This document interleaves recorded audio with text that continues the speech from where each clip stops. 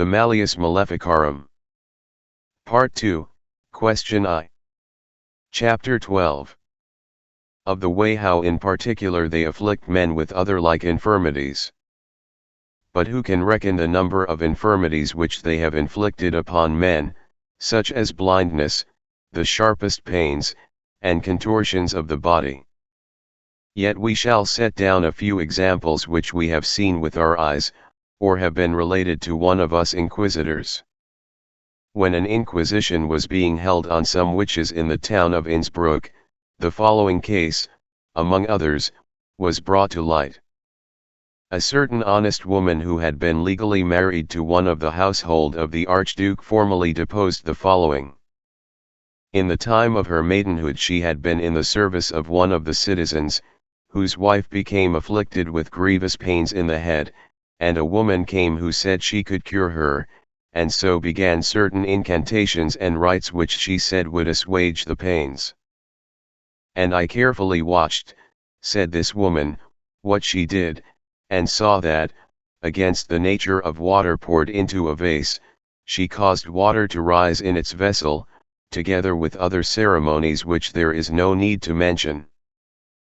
And considering that the pains in my mistress' head were not assuaged by these means, I addressed the witch in some indignation with these words, I do not know what you are doing, but whatever it is witchcraft. And you are doing it for your own profit. Then the witch at once replied, you will know in 3 days whether I am a witch or not. And so it proved, for on the 3rd day when I sat down and took up a spindle, I suddenly felt a terrible pain in my body.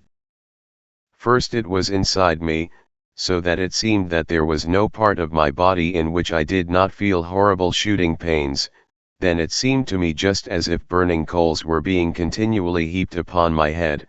Thirdly, from the crown of my head to the soles of my feet there was no place large enough for a pinprick that was not covered with a rash of white pustules, and so I remained in these pains, crying out and wishing only for death, until the 4th day. At last my mistress' husband told me to go to a certain tavern, and with great difficulty I went, whilst he walked before, until we were in front of the tavern. See, he said to me, there is a loaf of white bread over the tavern door. I see, said I. Then he said, take it down, if you possibly can, for it may do you good. And I, holding on to the door with one hand as much as I could, got hold of the loaf with the other. Open it, said my master, and look carefully at what is inside. Then, when I had broken open the loaf, I found many things inside it, especially some white grains very like the pustules on my body, and I saw also some seeds and herbs such as I could not eat or even look at, with the bones of serpents and other animals. In my astonishment I asked my master what was to be done, and he told me to throw it all into the fire. I did so, and behold, suddenly, not in an hour or even a few minutes, but at the moment when that matter was thrown into the fire, I regained all my former health. And much more was deposed against the wife of the citizen in whose service this woman had been, by reason of which she was not lightly but very strongly suspected, and especially because she had used great familiarity with known witches.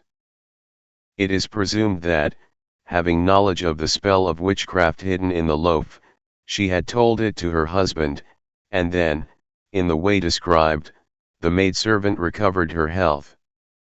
To bring so great a crime into detestation, it is well that we should tell how another person, also a woman, was bewitched in the same town. An honest married woman deposed the following an oath. Behind my house, she said, I have a greenhouse, and my neighbor's garden borders on it. One day I noticed that a passage had been made from my neighbor's garden to my greenhouse, not without some damage being caused, and as I was standing in the door of my greenhouse reckoning to myself and bemoaning both the passage and the damage, my neighbor suddenly came up and asked if I suspected her. But I was frightened because of her bad reputation, and only answered, "The footprints on the grass are proof of the damage." Then she was indignant because I had not, as she hoped, accused her with the actionable words, and went away murmuring, and though I could hear her words, I could not understand them. After a few days I became very ill with pains in the stomach, and the sharpest twinges shooting from my left side to my right, and conversely, as if two swords or knives were thrust through my breast, whence day and night I disturbed all the neighbors with my cries. And when they came from all sides to console me, it happened that a certain clay worker, who was engaged in an adulterous intrigue with the witch, my neighbor, coming to visit me, took pity on my illness, and after a few words of comfort went away. But the next day he returned in a hurry, and, after consoling me, added, "I am going to test whether your illness is due to witchcraft, and if I find that it is, I shall restore your health."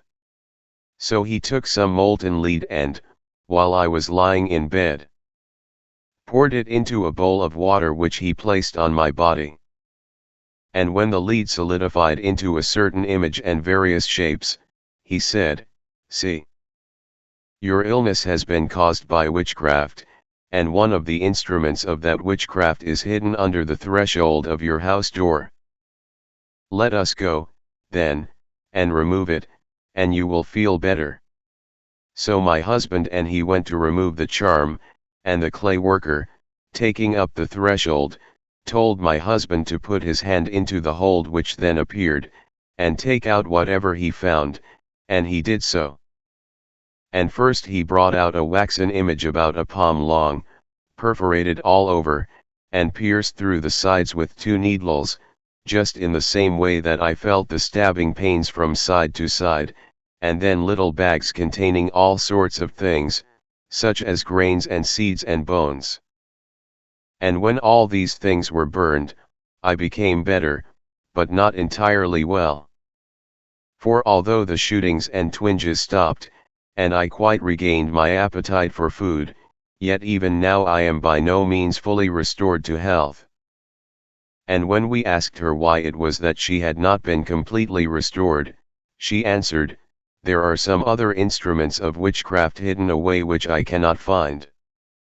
And when I asked the man how he knew where the first instruments were hidden, he answered, "I knew this through the love which prompts a friend to tell things to a friend, for your neighbor revealed this to me when she was coaxing me to commit adultery with her." This is the story of the sick woman. But if I were to tell all the instances that were found in that one town, I should need to make a book of them. For countless men and women who were blind, or lame, or withered, or plagued with various infirmities, severally took their oath that they had strong suspicions that their illnesses, both in general and in particular, were caused by witches, and that they were bound to endure those ills either for a period or right up to their deaths. And all that they said and testified was true, either as regards a specified illness or as regards a specified illness or as regards the death of others. For that country abounds in henchmen and knights who have leisure for vice, and seduce women, and then wish to cast them off when they desire to marry an honest woman. But they can rarely do this without incurring the vengeance of some witchcraft upon themselves or their wives. For when those women see themselves despised, they persist in tormenting not so much the husband as the wife, in the fond hope that, if the wife should die, the husband would return to his former mistress.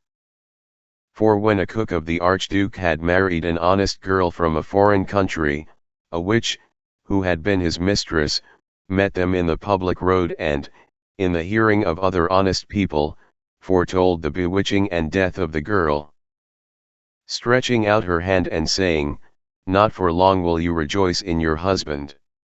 And at once, on the following day, she took to her bed, and after a few days paid the debt of all flesh, exclaiming just as she expired, "Lo! Thus I die, because that woman, with God's permission, has killed me by her witchcraft, yet verily I go to another and better marriage with God. In the same way, according to the evidence of public report, a certain soldier was slain by witchcraft, and many others whom I omit to mention. But among them there was a well-known gentleman, whom his mistress wished to come to her on one occasion to pass the night, but he sent his servant to tell her that he could not visit her that night because he was busy. She promptly flew into a rage, and said to the servant, "Go and tell your master that he will not trouble me for long." On the very next day he was taken ill, and he was buried within a week. And there are witches who can bewitch their judges by a mere look or glance from their eyes, and publicly boast that they cannot be punished, and when malefactors have been imprisoned for their crimes, and exposed to the severest torture to make them tell the truth, these witches can endow them with such an obstinacy of preserving silence that they are unable to lay bare their crimes. And there are some who, in order to accomplish their evil charms and spells, beat and stab the crucifix, and utter the filthiest words against the purity of the most glorious Virgin Mary, casting the foulest aspersions on the nativity of our Saviour from her inviolate womb. It is not expedient to repeat those vile words, nor yet to describe their detestable crimes, as the narrative would give too great offense to the ears of the pious, but they are all kept and preserved in writing, detailing the manner in which a certain baptized Jewess had instructed other young girls. And one of them, named Walpurgis, being in the same year at the point of death, and being urged by those who stood round her to confess her sins, exclaimed, "I have given myself body and soul to the devil, there is no hope of forgiveness for me," and so died. These particulars have not been written to the shame, but rather to the praise and glory of the most illustrious Archduke. For he was truly a Catholic prince, and labored very zealously with the Church at Brixen to exterminate witches. But they are written rather in hate and loathing of so great a crime, and that men may not cease to avenge their wrongs, and the insults and offences these wretches offer to the Creator and our holy faith, to say nothing of the temporal losses which they cause. For this is their greatest and gravest crime, namely, that they abjure the faith.